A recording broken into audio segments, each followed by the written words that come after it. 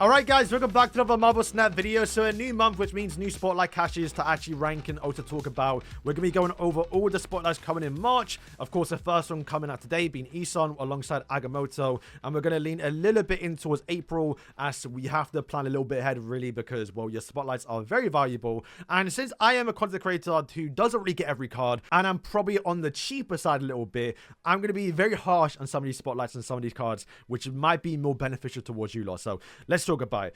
Ison is the first card coming. After each turn, put a card from your hand that didn't start in your deck.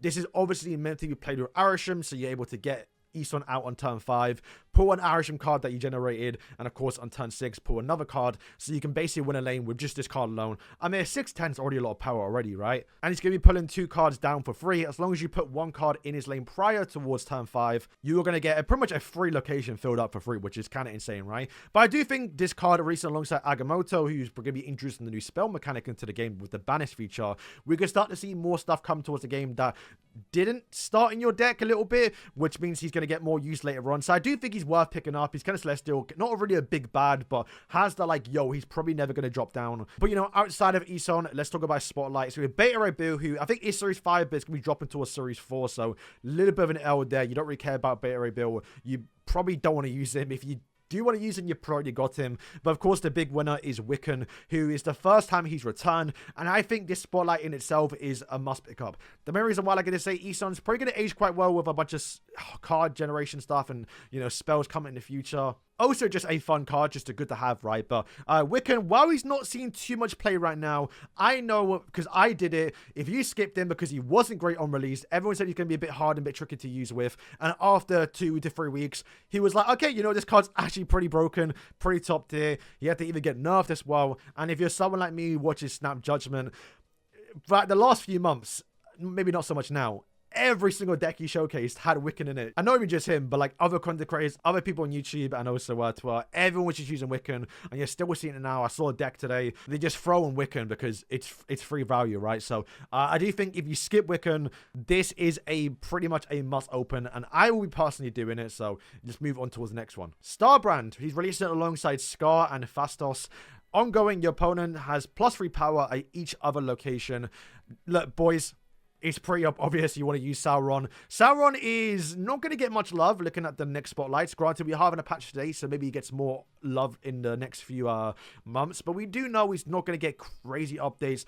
The only way they're going to get updates is through actual buffs towards the cards. We did see recently that Lizard it was now a 2/6, so he's already got some love. He's going to get probably more love later on. And yeah, it's a pretty straightforward card. If you like the Sauron deck, then you probably want to pick up this card. In terms of spotlights, you probably don't want to go in if you are going solely focus on that actual deck. But Scar was a Battle Pass card. Most people probably picked it up. And Phastos is something not really worth chasing. I believe he is now Series 4 as well. So you're probably more likely to pull him on other spotlights because he's obviously going to have a high chance to be pulled.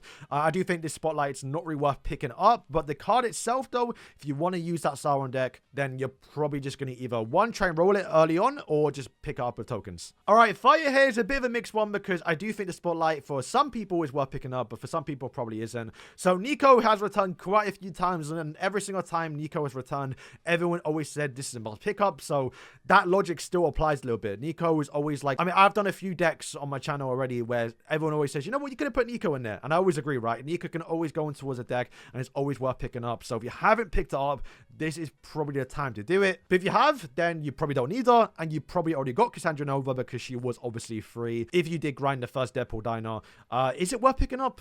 Kinda.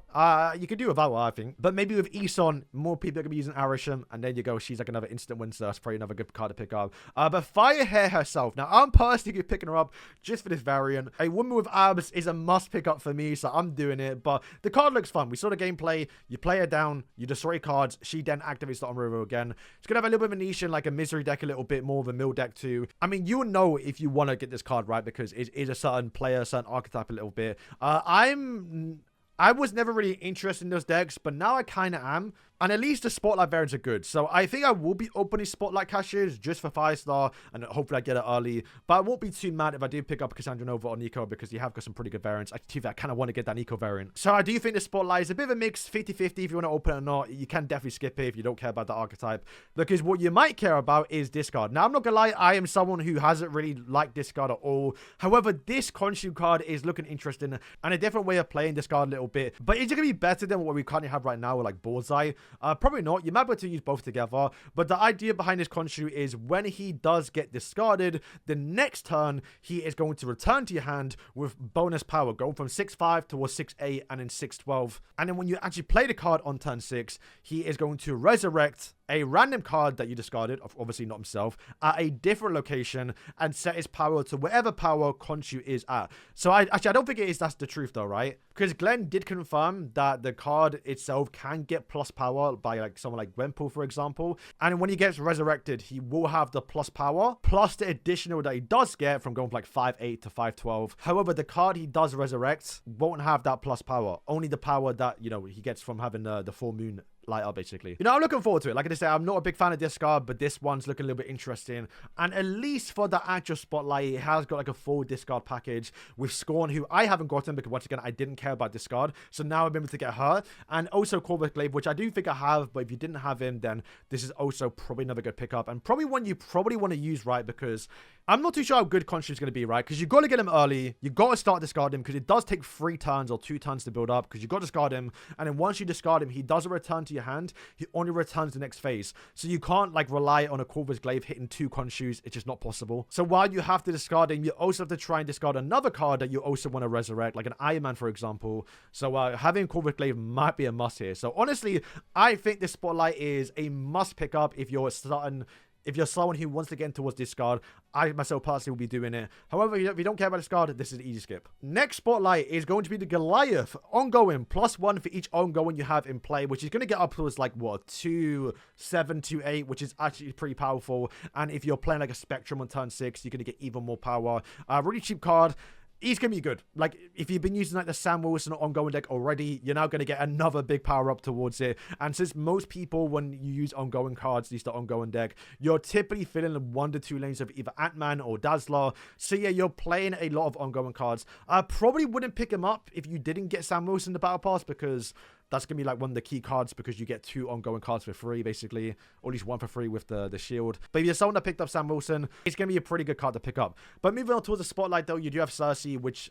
Is it her first time returning? I'm not too sure. But I know I don't have her. And most people probably don't have her because she is not someone that a lot of people chase. But, you know, picking her up while getting another good card is always nice. Probably not going to use her, but it's always good to get a first card for the first time. And then also Gwenpool is returning for the first time. And Gwenpool, and you'll see later on with Kahori and also Galactus. There's a lot of forecast cards that have this, like, plus energy gain, and Galactus is just better. She's kind of been relegated towards like the Silver Surfer decks, but I really like Gwenpool. Plus, this is like an iconic cover art, and I already have Gwenpool, so I think if you're a Gwenpool enjoyer, you're probably going to be picking up just for the variant. I know I am. And getting Goliath, since I already have Sam Wilson and also possibly Cersei for the first time, I do think this Spotlight is worth opening. However, once again, if you don't care about ongoing cards, you don't care about Cersei, and you probably already have Gwenpool or probably don't care about her, then I think you can definitely skip it, because you can probably do good with, you know, Galactus. Next card, like I just said, Gwenpool, we have Kahori, who is going to be on reveal. For each card in your hand, you're going to give a friendly card +1 power. It's another one of those forecast cards that give energy, right? Like, I think you can probably use her. I think she's, like I say, very replaceable, because you could use Galactus or you can use Gwenpool. And in terms of the actual Spotlight, you have Obsidian, who is dropping down to, I think, the Series 4 as well, right? And also Hydra Bob, who's now a 1-4. Is he Series 4 now? No, I don't think he is. But in terms of Spotlight, I'm not too interested. I can do without Obsidian. I think I already have him, but being a Series 4 card, you're more likely to pull him. And I think you could do without him. I know right now, like Sanctum Sanctorum, he's really good, and so is actually Hydra Bob, actually. But I don't know. I don't use them, and I'm doing okay without it, so you know, if you want them, definitely, of course, right? But in terms of Kahori as well, the main Spotlight feature, I'm not too looking forward towards that. I'd rather choose Gwenpool and Galactus. Boys, must summon or must buy? Probably more likely a must buy, because we do have Cannonball and Pixie, which I believe are both going to be Series 4 cards when this actual Spotlight does come out. And I mean, the Pixie Spotlight's good at least. So if you want to open it, you definitely can at least get a cool variant. Actually, I don't have Pixie, so maybe I will open this one. But if you don't have Pixie or Cannonball, then sure, it's always worth opening because you're going to get new cards. But if you have both of them, then this one is probably worth buying because Ultron looks crazy. Now, don't want to talk too long about the actual card because they have not been fully revealed, and I believe even this patch coming up will probably reveal the card art and also what the card actually does. But the cards like still in data. Regardless though, I do think the cards from what we've seen a little bit do look very good. But you're going to be adding 2 Ultron Infinity Stones. There are 5 of them. So a little bit RNG, but it's going to be one of those cards which is going to be fun to use, and I think that's probably the best thing you can get from a card. But yeah, it's Infinity Ultron. Like, I think most people are going to pick this one up, regardless of what it actually does. I'm, like I say, going to be picking it up with Spotlights because I don't have Pixie. However, if I somehow pull Pixie in my Spotlight caches because I get really lucky and I get the random Series 4 card, then I'll probably end up just buying them. Alright, next one is Strange Supreme. So what it's going to do is give this +2 whenever it merges, but after each turn, it's going to merge one of your cards that didn't start in your deck into towards this card. So once again, going down that road of like having like an Eson, like Arishan build, you know, card generation a little bit. I'm not looking forward towards this. It looks crazy though, but also like it's a 2-0. And like if you're merging cards, you're gaining plus energy, plus the power, you obviously merge into it. But like that gets Shadow King, you're going down towards a 2-0. And since you're merging cards in itself, it might be like the only big card in the lane. So you're basically just giving a free win to a Shadow King or even a Shang-Chi. We have to wait and see if it gets changed or not. But I'm not like, it looks fun. And I like the card itself, like Strange Supreme. But at least the Spotlights are good though, right? Because you have Speed and also US Agent. 2 cards personally I don't have. So I think already in itself, that's a must open.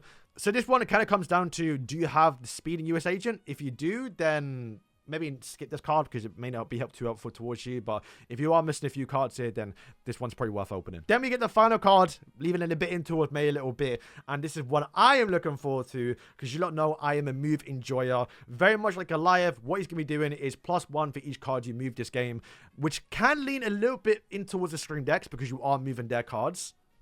I think that's how it works as well. But look, playing this card, doing all your move stuff, playing this in like turn 5, and then playing a Heimdall. You're moving every single card plus all the cards you move.